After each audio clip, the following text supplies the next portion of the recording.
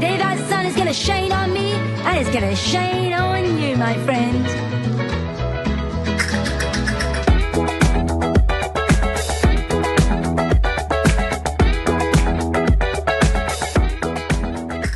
Hello everyone, and welcome to the 11 Australia Pro YouTube page. My name is Joe Portinari, CEO of 11 Australia, and I have the honor of having a great guest today, Gerard Scarpaci, who's the founder of Hairbrained. I'm sure you guys obviously know what Hairbrained is, but if you don't, then that's why you're here today, is to hear his story.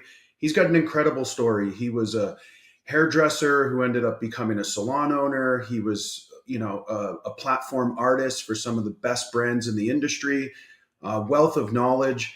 He had this vision to create a media and production company called Hairbrained, which is all about craft hairdressing. Something that I would probably argue Gerard had created this tagline to, truly elevate some of the industry's best. And I've had the honor of getting to know Gerard over the past year. I feel very, happy and blessed that we were able to meet one another.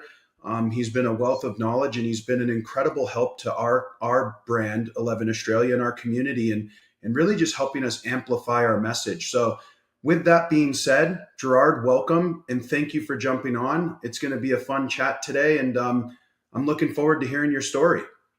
Awesome, Joe. Thanks. So what do you want to talk about? We have so many things that we could dive into.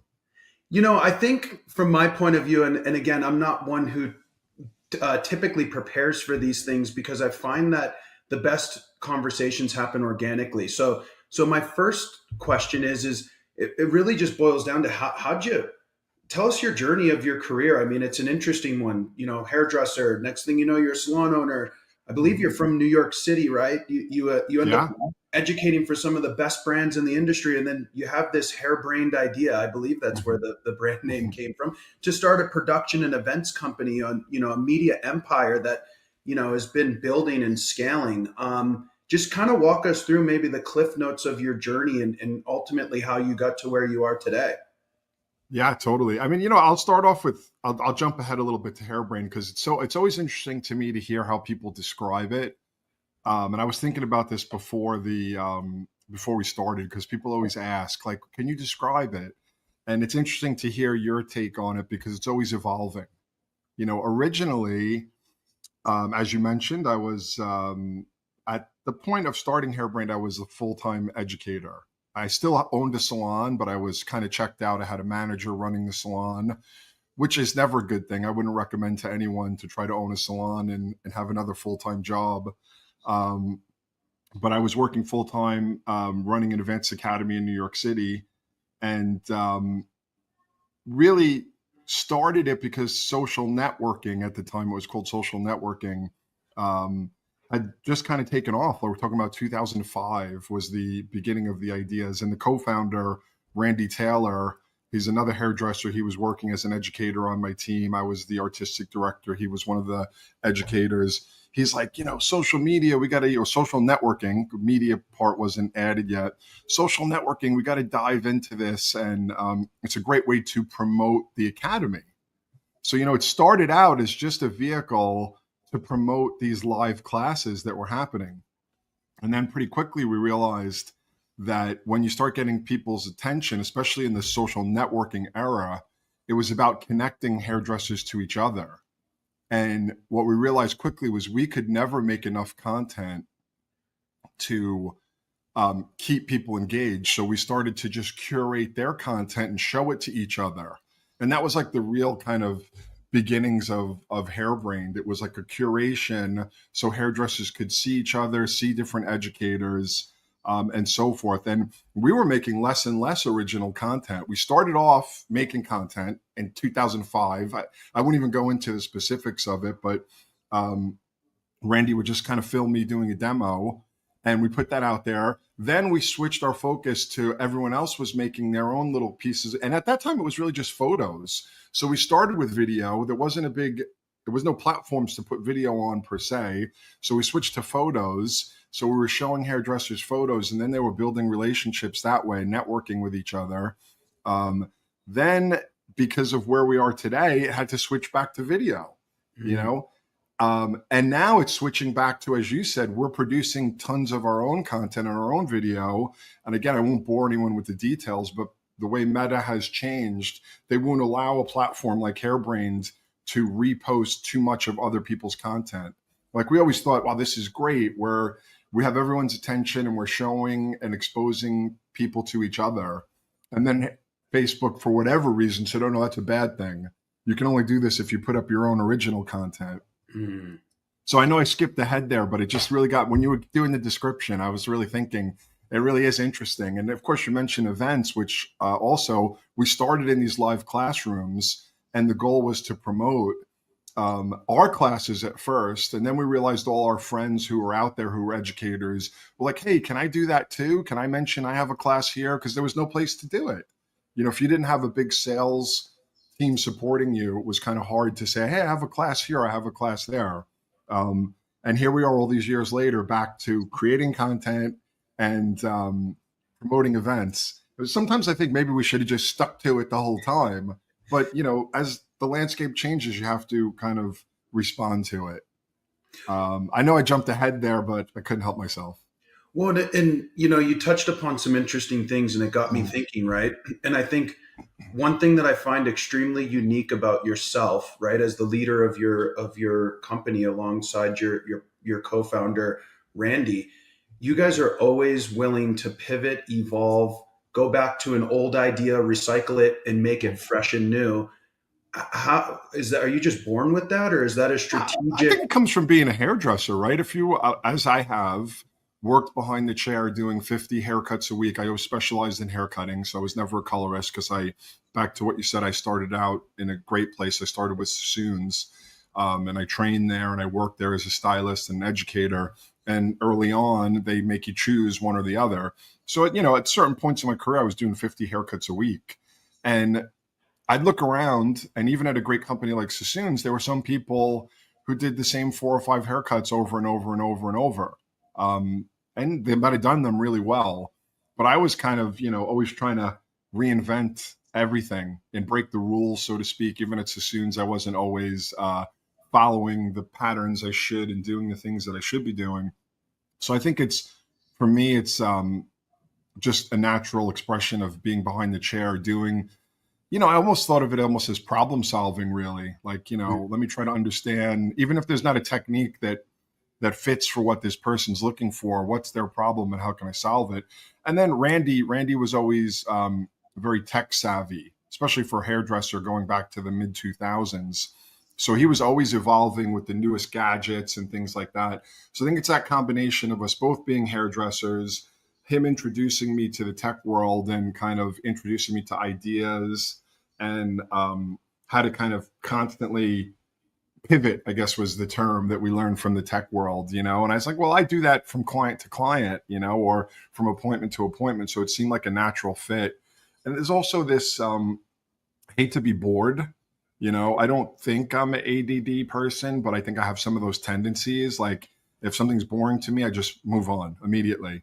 I need to be like kind of stimulated and feel passionate about it. I don't feel bad I'm just like, that's not working. Let's leave it behind and let's move on.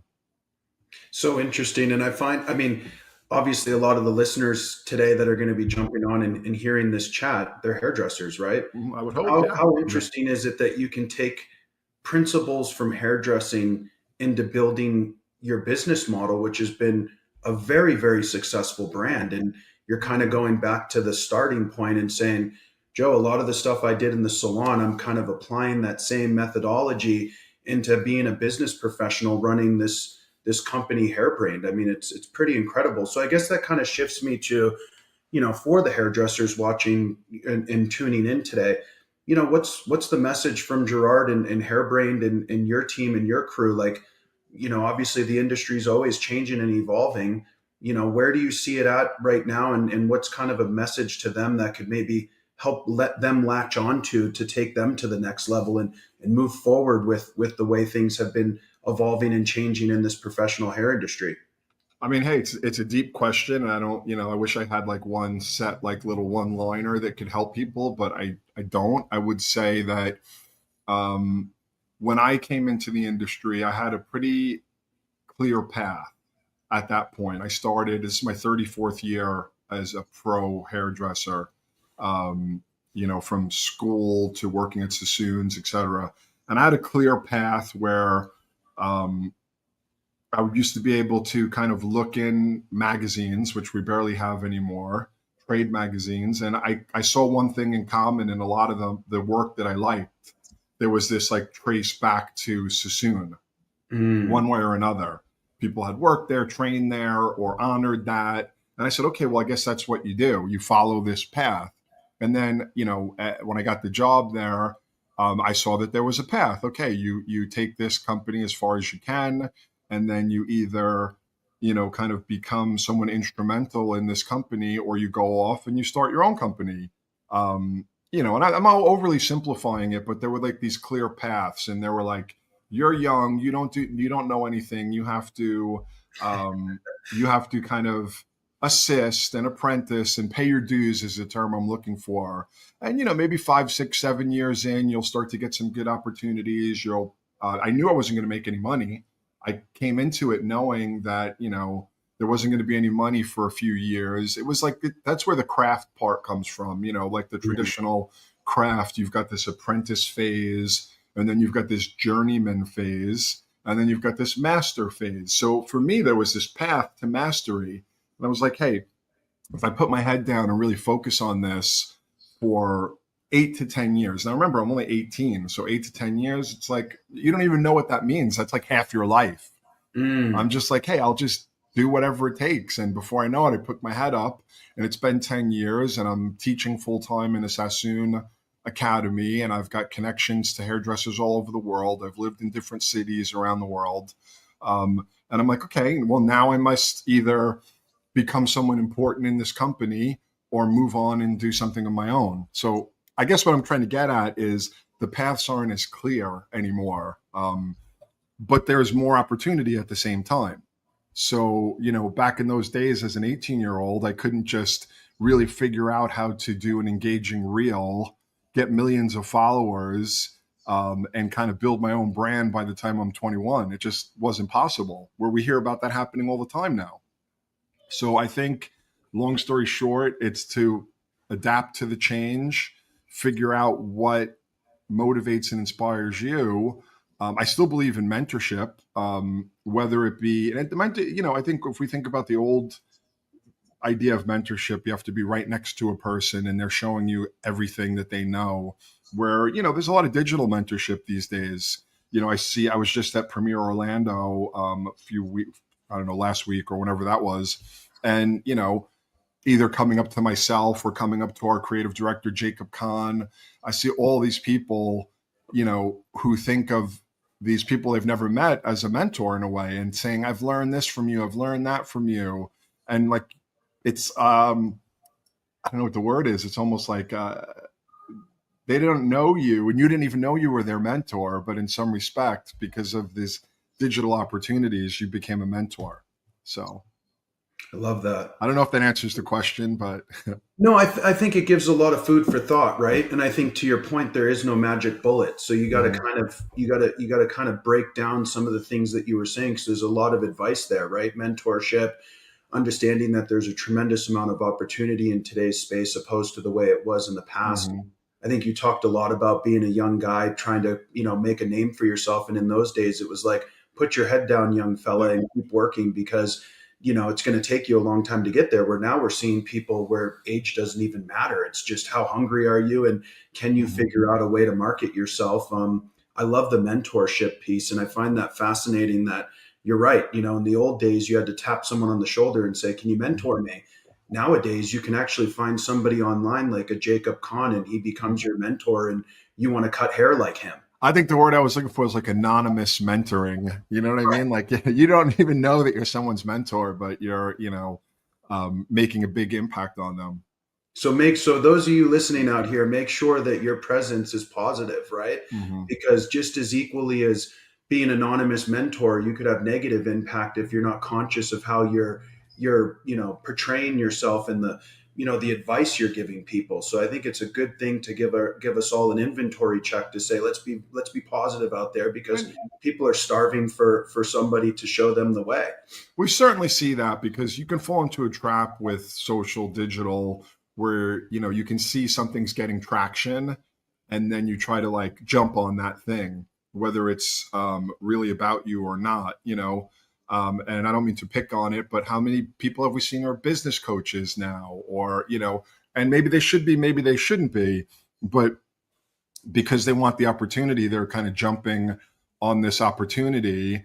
But then you have, maybe they're spreading information that isn't helpful, so it can be tricky. Like, it's got to be, you still have to have, and you can be young, but you still have to have like a valid experience to share.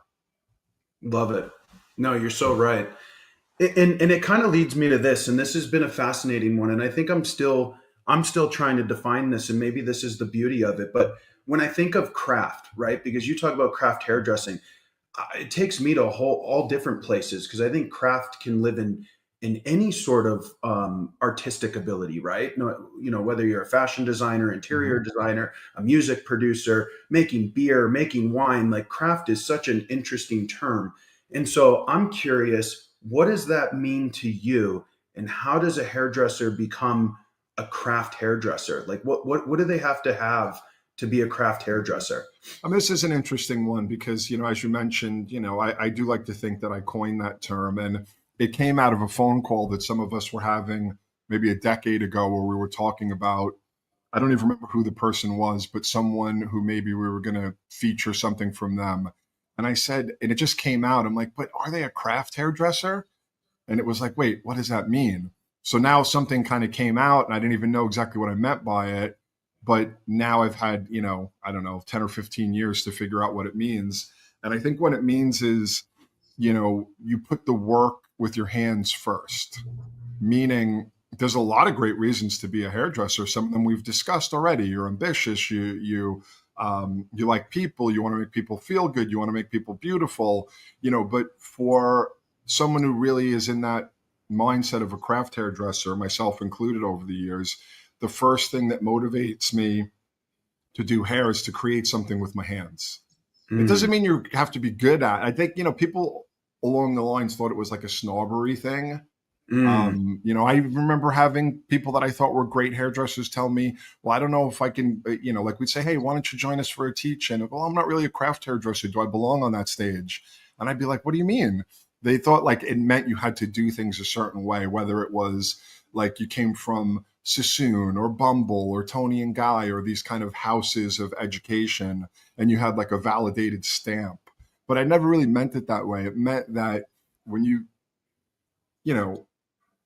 think about your career, the thing that brings you the most joy is actually making something with your hands. And even if nobody else in the world saw it, just you and your client, or you and even a mannequin, you get so much fulfillment from creating that, let's just call it an object. And I think that's what all, crafts have in common. All the things you mentioned, you're creating something with your hands. And if you're doing it again and again, the movement of your fingers gets better and more intricate and refined. And you know what? If you don't do it for a couple of weeks or a couple of months, it gets worse. It's not something that's, you don't own a craft forever. It can kind of go away. So yes, I think anyone can have it or be a craft hairdresser. It's more about a feeling or a passion they have, not about their skill level or what training they have.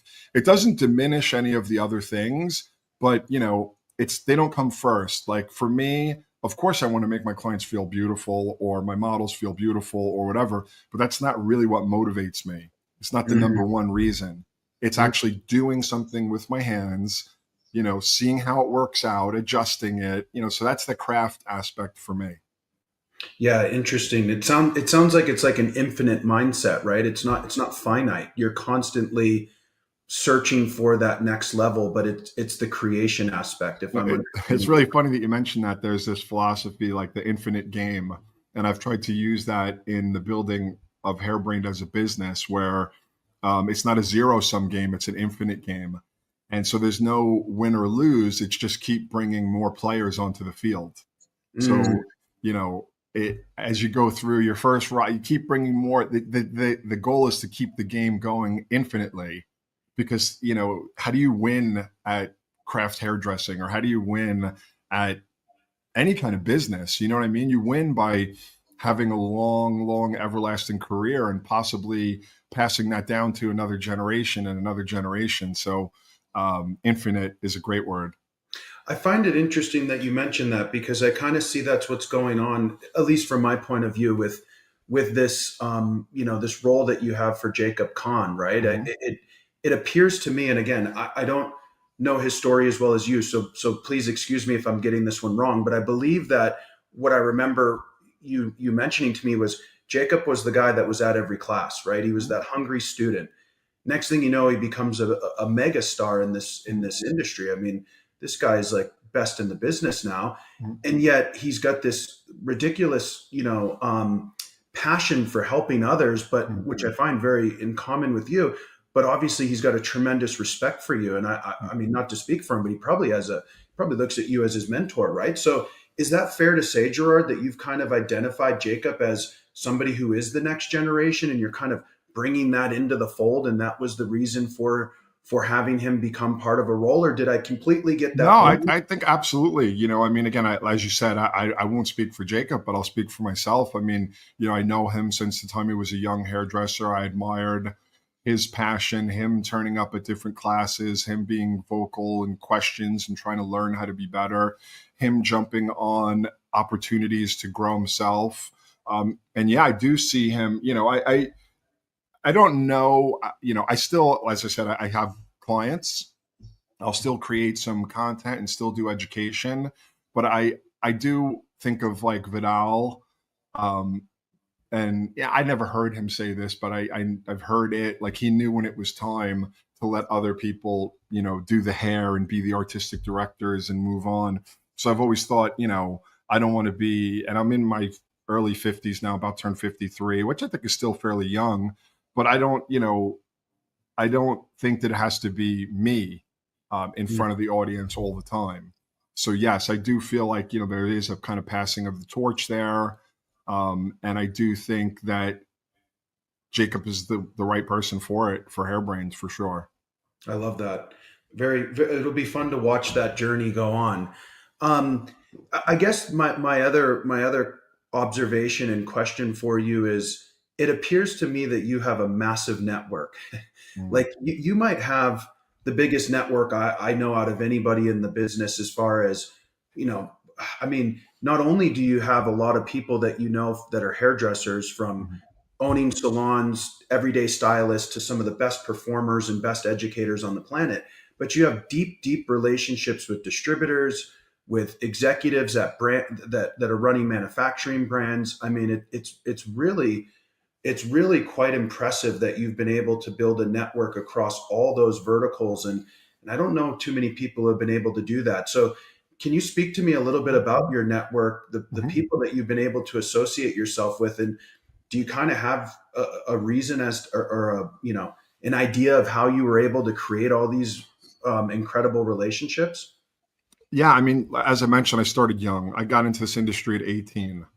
So previous to being a hairdresser and being part of this industry, I delivered newspapers. I worked in a meat shop as a delivery boy, and I packed boxes in a garment factory. So it's really the only adult job I've ever had. And I pretty much, threw myself into it 100%. I say this all the time. When you scroll through my phone contacts, it's either someone from the industry or someone I've known since I'm 5 years old, or someone I'm related to by blood. That's really it. I don't have too many, um, you know, general friends or general contacts. So started young with Sassoon, which was the right place to do it, because, you know, when I left Sassoon, now we're going way back. I was out of the Sassoon world by 1999, Mm. right? I'd started in 91 ish, and I was out by 99. And I was able to, it's like having a Harvard, MBA or something. So it opened doors, especially at that time. It's hard for me to say now where it stands. There's been so many changes in the world. But at that time, boom, I was able to do some stuff for Paul Mitchell. I was able to do some stuff for Aveda. I mean, so these are the two, especially at that time, and they continue to be, big influential brands in the industry. And I start to get into their networks, and I realize, the distribution piece. Wow, these are important people. It's like families typically that have vested generations in the pro beauty world, the distribution side. And I'm like, I admire that. It's like reminds me of the world that I come from growing up in Brooklyn. There's families that are dedicated, their sons, their daughters, their aunts, their cousins. And I'm like, I'm drawn to that. So it was easy for me to begin to make friends with different families of distributors around the country. Salon owners, I could admire that because they were entrepreneurs, and very rarely did anyone like throw them $1 million and say, you're a startup, let's go build a fantastic salon. You learn about how to be scrappy and ambitious. So I'd say generally, I really admire all these people. So by admiring them, it's easy to become friends and, have valid communications and grow. Then, you get the brand piece in there as well. So working for certain brands, I mean, professionally before Hairbrained, as I said, I worked a bit for Paul Mitchell. I worked for Aveda. I worked for Sassoon. I did some stuff for Davines in the education world. I don't think I'm missing any brands, but through those brands, I began to understand how the corporate side works a little bit, most of them I was just like a contractor, but Aveda, I actually ended up being a full-time employee. So and that's, owned by Estee Lauder. I really got to understand the mechanism of how the corporate world works. And then that helps me understand the mindset of all the different brands. Not that they're all the same, but hey, they're corporations. They're trying to do certain things. They've got certain positions and certain silos that you have to understand. So I think for me, one of the keys is number one, an affinity for the people, the places, the things. And number two, an understanding of the mechanisms of what makes things work. And then you can kind of build your network from there.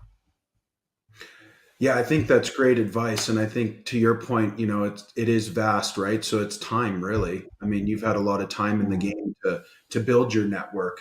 And I would argue you're still building it, aren't you? Of course, yeah. I mean, 2 years ago we had never met, and Right. now 11 has become a huge part of Hairbrained. You guys have really invested in our events and our artists like Jacob and Emily. So it means a lot to keep growing and to meet different people. And I know your background was in distribution, so right away it's easy for me to kind of understand your mindset, where you come from. Mm-hmm. Well, and it's interesting on that point, Gerard, because we were at a crossroads 2 years ago as a brand. And, I felt like things were changing, and I felt like the path to market was changing. Right. And I knew my space, and I knew what I knew. And that was, like you said, growing up in distribution. And, one of I guess my proud moments of, being a leader of 11 Australia was as I got out on the road and started talking to people like yourself and attending your events before we even started doing business with one another. And, as you would recall, we were kind of in between, who do we want to support and who do we want to get behind? And Hairbrained to me was a no-brainer because of the leadership and the respect that the industry has for you in reference to the artists and the people that were attending your events. It just felt so right for so many reasons. And, I think one of the things you guys are doing really well, and again, not to, speak for you guys, but like you were saying, you started off with events. Now you're back in that space, and it seems like people are hungry for it. And if I recall right, you were kind of like, we're going to start small. We're going to try a couple of events, see how it goes. I mean, you guys are selling these things out in record time. People are showing up. They're starving to be a part of these things. What's kind of your take on where events are going? Because it does appear that you guys have a stronghold in this game, and hairdressers want to attend Hairbrained events. Yeah, I think, hairdressers have always wanted to be together. We obviously had that forced break during COVID, where it was good in certain respects because it helped drive some digital innovation. But I knew that, like subscription education and online education was never going to be the predominant way. I think it's a great way to get connected and get exposure, like, finding a new band on your streaming service, but nothing is ever going to take the place of seeing them live, and typically the ones you listen to over and over again on streaming services, when they're playing at the venue in your neighborhood, you don't go, oh, I hear them all the time, I don't need to see them live. You know what I mean? Right. So I think that it's the same thing with live events for hairdressing. I think the digital adoption helps drive the live. And we did so much digital adoption for so long that when people are like, oh, Hairbrained's going to be live in town with these acts, they want to check it out. I'll say that. Where is it going? Like, for me personally, so I think most hair events are very general, meaning they try to have a little bit of something for everyone. I just came from Premier Orlando, probably the number one large hair show, traditional hair show in the industry. And there's trying to have something from everyone, from literally everything, right? Versus, recently we had a little stay at the JW Marriott in Palm Springs, Palm Desert, where we host HB Fest. It's nice. They give you a few rooms for your team to come in and plan your event. And I noticed that there was an event going on there. And it was massive, meaning, I asked them, they said there's over 3,000 attendees. The hotel can't even handle that many. They have all the surrounding properties blocked out. It's called E-Tail. And I had never heard of it, but apparently, and they do it like 18 places around the world, and it's like humongous. And it's really for people in marketing of online retailing, which, all right, so that's still pretty wide, but it's like kind of niched down a little bit. It's a specific thing. And I think that this, for me, is kind of one of the directions I want to try to take some of our events, like find specific niches or verticals within craft hairdressing that people want to be more exposed to. Instead of saying, okay, that there's always going to be room for general events. Come to HB Fest. It's about education, means a lot, right? You're going to look. We're adding hands-on this year, so you're going to be able to do some stuff with your hands. You're going to connect through social interaction, but still pretty generalized. You know what I mean? It's kind of like a general hair experience. Right. Where some of the things we want to do next year, I want to go into like very specific verticals. And, as they say, go like an inch wide, but a mile deep, within that vertical. Yeah. Love that. So in speaking on the events, right? You've had the kickoff of the year, Orange County, kind of your backyard. You guys blew the roof off the place, had some of the, not only did you have great people on stage, but you had some incredible artists in attendance, right? To come and see what this was all about. Then you're in New York City, Hairbrained Awards. You do your teaching, I believe, during the day, Hairbrained Awards, the whole thing. My team was there. They were, raving about the experience. They said it was unbelievable. It's in the heart of New York, so it's a pretty incredible place to be in general, and your backyard, right? Now you got coming up, I believe, end of the month, you're in Minneapolis, right? And then in September, back for HB Fest, for the second annual HB Fest, right? So can you kind of walk me through the 2025 calendar? Like, what was Orange County, kind of a little recap of what that was? What is Hairbrained Awards and that day going on in New York City? What can we expect in Minneapolis, and why Minneapolis, by the way? And then HB Fest number 2, like what's that all about? So if you don't mind kind of walking us through all that. Sure. For me, for all the years of being like a road warrior, going to different cities constantly, and back to your network question, I've definitely been in over 1,000 salons in my career, teaching classes. At one point, I was almost weekly in a different salon. So I've seen all the different cities, and I've seen where the influences are. And starting off with Orange County, which is, I have a home here, but even before that, Southern California, and, I don't necessarily just mean LA, but Southern California in general has such a strong hairdressing vibe. Again, it goes against all the conventions because it's, I don't know, probably 80 plus to 90% independent. So it's not like what you would think, like, oh my God, they were all trained, but I just know that it's a mecca for hairdressing in a way. And I think all those cities are, obviously New York and Minneapolis, which I'll get to. So I picked places, this year, the first year that I had personal connections to and I felt would be received well. Mm. So the Southern California, I mean, Hairbrained, even though we started in New York and an academy in New York, we've always had huge receptions in Southern California because we did our Long Beach show for 10 years in a row, maybe 11 years. We would do the evening kind of event on the main stage. We called it Teach In. So all those years of, probably 1,500 to 2,000 different people had experienced that event and really saw what Hairbrained was about. So I knew that we had an audience here that was receptive. New York, well, we've always done our Hairbrained Awards in New York, and we have a great venue there to do it. So this year we're like, it's just a natural extension to do daytime education, what we call HB sessions. And, we've got, again, a built-in kind of network, having worked in New York so many years and knowing here, we were able to get a great prep salon. I could think about your team had their own corner, and the vibe, that's so important to me, the prep vibe.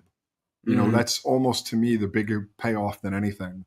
When everyone's prepping together and wardrobe and, all the different artists, different brands come together, that's, like a beautiful thing. So I think when I think of your team, I see them prepping. We use this space called The Main, which is right around the block. And it was just, the space was amazing. Everything was just a great vibe. And then by combining it with the Hairbrained Awards, which was also in its 11th year, we had a great vibe of celebrating the industry because we're doing education all day, then a party and awards at night. And a lot of people attended both. So it was a very fulfilling day for them to, be educated. A lot of them were nominated and they attended both events. So it was really kind of a celebration of education and creativity.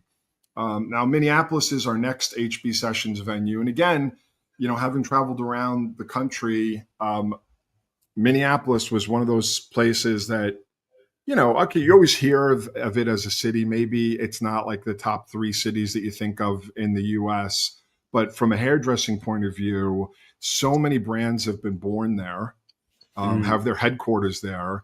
The level of hairdressing there exceeds, to me, probably 90% of the world from what I've seen.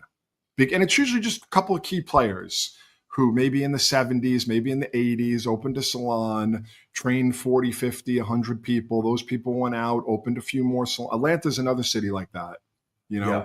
It's like you could trace it back. And sometimes you trace it back to like a Sassoon or a certain French hairdresser or someone who came over like Horst from Austria. And it's just like this pivotal person who kind of just changed it. And again, Minneapolis, so many beautiful salons, a great culture, a lot of companies born and still run there. So when I had a chance to choose these different cities for our one-day HB sessions, I'm like Orange County, New York, Minneapolis, and then we'll culminate with our multi-day fest in Palm Springs, Palm Desert. So it's kind of building up these one-day events plus the awards, then going into a multi-day kind of experience where people will, not only check in for a few hours of main stage, but they'll have a big main stage. They'll have more intimate look and learns. We've added hands-on this year, which are selling out really fast. We've got multiple parties, multiple fantastic lunches and dinners. It's one of the biggest compliments we got last year. Not that it had anything to do with us, but that the food at HB Fest was incredible. Everyone was like, oh my God, that was the best barbecue lunch I ever had. So also a pool party. So it becomes, from a one-day kind of experience to a multi-day fest. And then again, next year, just to kind of go from there, we're going to add a couple other niche things. I'll tease it out. One of them is going to be called HB Creator Con. So that's one of the niches that I'm super interested in, is that there are people like Jacob and Emily who've kind of figured out their protocols as a creator. They're always changing them, but they kind of know, like, this is how I make my videos, this is how I edit, this is how I write my captions, da, da, da. And then there are people out there that are maybe got their foot in the door or want to get their foot in the door into this valid career as a creator. So we want to be able to have something really focused on that. It definitely will have some hair involved because that's a big part of it, but it'll be the breakout sessions and everything will be on how to create content, different things. We're still formulating it. More than likely, it's going to be in Newport Beach, California. We have the beautiful hotel here that we looked at for HB Fest, but it was a little too small for HB Fest, but it's perfect for like a niche event. It's on a hilltop in Newport. It overlooks the ocean. And it's just it's the VIA, VEA in Newport. So hopefully we actually have some meetings this week to finalize dates. Love that. Yeah. How cool is that? So it sounds like you're evolving once again, right? So I guess, and obviously you got to keep some of the secrets for 2026 behind the doors at Hairbrained with your leadership team. But any other little kind of snippets? This Creator Con sounds amazing, but like any new cities that might unlock next year for some events? I mean, 100%. I mean, if you just look at the ease of selling tickets, so New York and Orange County, they sold relatively easily. Minneapolis sold like that. So and we added a group option, and people are coming in groups like crazy. So I think that maybe it's a Midwestern thing, maybe it's like a second city, and please don't get offended when I say that, but it's just the perception. People say New York, LA, Chicago, Miami, but then you have these secondary cities of Minneapolis, St. Louis. Like, I think we're going to try to hit more of those. I think that there's a big pent up desire and need. And I think that there are a lot of people in those areas that want to support something, and that's super important. When you roll into a town, you really need localized support, whether it be from local distributors, local artists, salons, just to hit the ground running. So we have not flushed out the list, but we're definitely going to look at some of those second cities, so to speak. Love that. I think that's important too, right? They need some love as well. And although those guys are always good at jumping on planes and going to the major cities to attend events, how awesome is it to go to their backyard and give them a little bit of focus as well? 100%. I think that's super important to do that. And it shows that you're making the right effort, and let's be honest, like the cost of venues and things like that is more affordable. When you look at doing something in Orange County or New York, and Orange County, you might even put as a second city, right? Like we didn't do it in LA, we did it in Orange, but it doesn't have a second city price tag in Orange County. But when we've already looked in like Minneapolis and St. Louis, it's just so much. It's more affordable to pull it off. So therefore you can put more into it. We make sure that we have a really great dinner for like all the educators. We might take 30 people to dinner. We couldn't do that in New York. We serve pizza in the prep space. Cause imagine trying to take 30 people to dinner in New York. I mean, it could cost you like $10,000 easily. And not to mention, why go to dinner when you have the best pizza in the States, right? I don't even remember if it was any good. I didn't eat any. It was, yeah. So one of my I got two more questions for you. So my question is, I'm recalling a conversation that yourself, Dax, myself, Jessica, late night, HB Fest kind of wrapped up the show.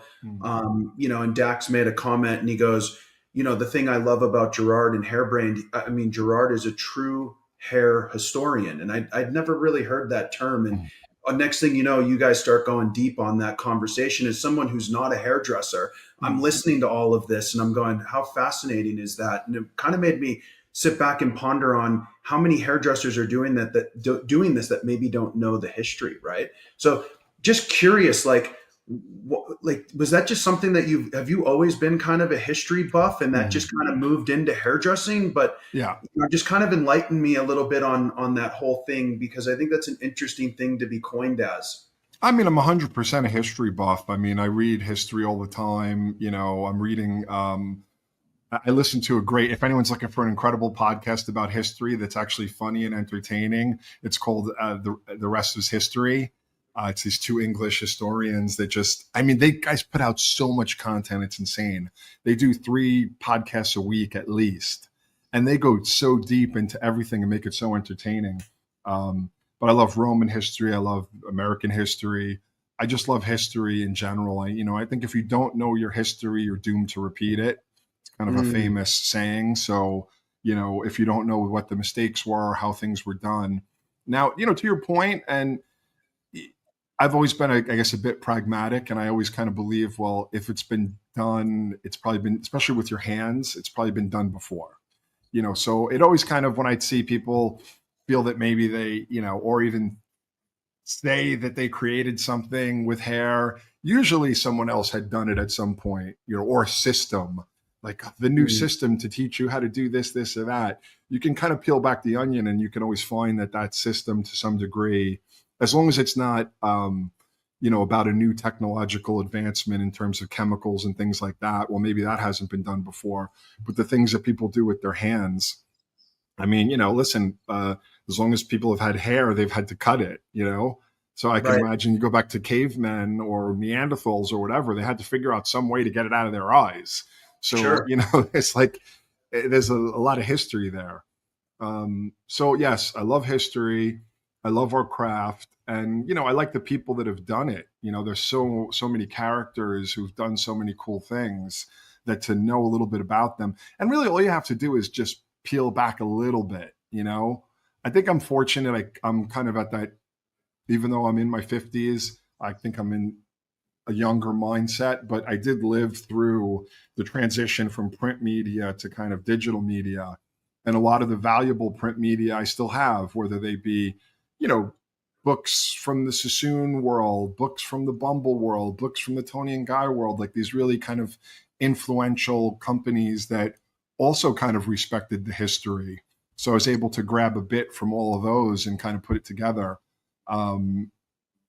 So I think combination of being a history buff, loving the craft, and, being a little bit of a collector kind of all comes together.